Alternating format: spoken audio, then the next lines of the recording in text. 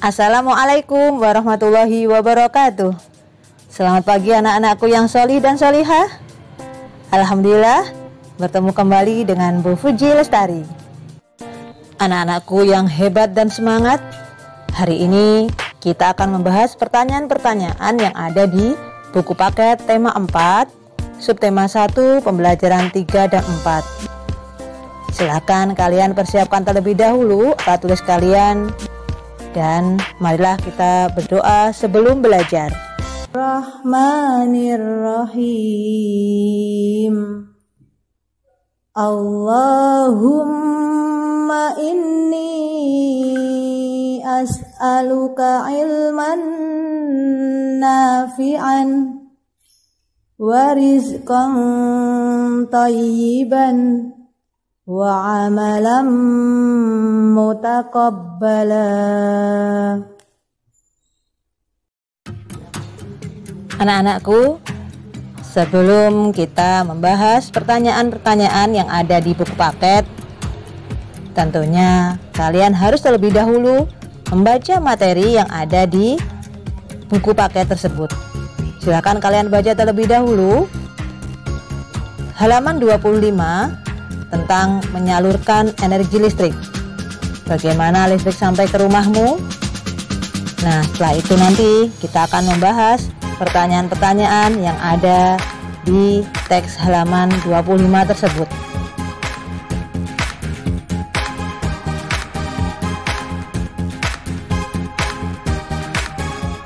Mari kita jawab pertanyaan nomor 1. Apa saja jenis sumber daya alam yang bisa digunakan untuk membangkitkan energi listrik?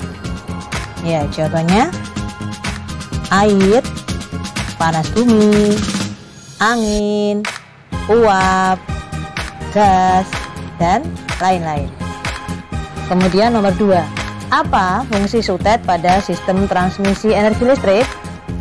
Ya, jawabannya mengalirkan energi listrik dari pusat pembangkit bertegangan tinggi ke berbagai tempat. Kemudian pertanyaan nomor 3. Mengapa energi listrik dari pusat pembangkit listrik perlu dinaikkan lalu diturunkan tegangannya sebelum disalurkan ke rumah-rumah? Iya, jawabannya dengan menaikkan tegangan, maka energi listrik tidak kehilangan daya terlalu banyak ketika proses transmisi. Sedangkan penurunan tegangan listrik bertujuan untuk menyesuaikan tegangan yang dibutuhkan oleh alat-alat listrik yang ada pada rumah-rumah. Selanjutnya pertanyaan nomor 4. Bagaimana sistem transmisi tersebut memiliki peran penting di era globalisasi sekarang ini? Jelaskan dengan singkat. Iya, jawabannya saat ini segala aspek manusia sangat terbantu dengan adanya peralatan listrik. Sistem transmisi sangat diperlukan untuk menyalurkan listrik yang dihasilkan oleh pusat pembangkit untuk memenuhi kebutuhan manusia. Nah, anak-anakku, selanjutnya mari kita mencari informasi penting dalam setiap paragraf yang menjadi struktur teks eksplanasi yang berjudul menyalurkan energi listrik. Paragraf pertama itu sebagai topik masalahnya. Topik masalahnya adalah peran listrik dalam mendukung terjadinya era globalisasi.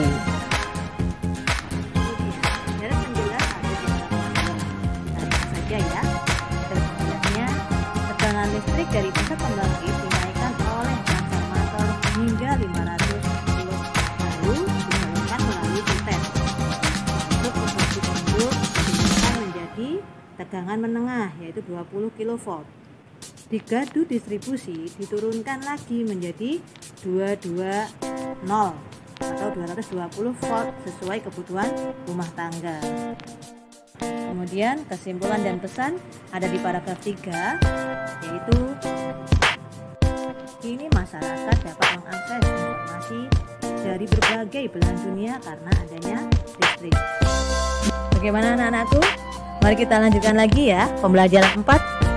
Dan buka halaman 29. Dibaca terlebih dahulu, lalu kita membahas pertanyaan yang ada di halaman 30. Ya, pertanyaan nomor 1. Apa yang dimaksud dengan ungkapan dunia tanpa batas pada bacaan di atas? Iya, Jawabannya, seluruh negara bisa saling terhubung yang seakan-akan tidak terbatas oleh jarak, waktu, dan juga batas wilayah. Selanjutnya pertanyaan nomor 2. Apa yang dimaksud dengan globalisasi? Berikan contoh dalam kehidupanmu sehari-hari. Ya, globalisasi adalah proses mendunia atau proses masuknya segala sesuatu ke ruang lingkup dunia. Contohnya, kita bisa menemui makanan dari negara lain, mengetahui berita luar negeri tanpa harus datang ke negeri tersebut, bisa berkomunikasi dengan orang lain di luar daerah atau negara.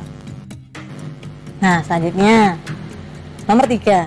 Apa pengaruh globalisasi yang kamu rasakan saat ini? Nah, kalian bisa menjawab dengan jawaban kalian masing-masing ya.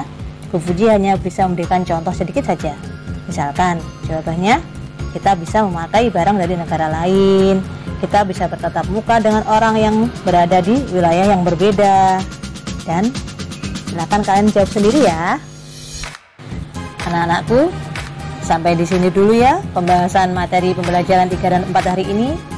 Untuk materi dan pertanyaan-pertanyaan yang belum kita jawab hari ini, bisa kalian baca dan jawab sendiri sesuai dengan pendapatnya masing-masing. Marilah kegiatan hari ini kita akhiri dengan doa selesai belajar. Bismillahirrahmanirrahim. Subhanakallahumma wa bihamdika asyhadu an la ilaha illa anta astaghfiruka wa atubu ilaik. Sampai jumpa di pertemuan berikutnya. Jadilah anak yang selalu berbakti kepada orang tua, jaga sholat 5 waktunya, jaga kesehatan, dan semoga kita bisa belajar bertatap muka di sekolah kembali. Wassalamualaikum warahmatullahi wabarakatuh.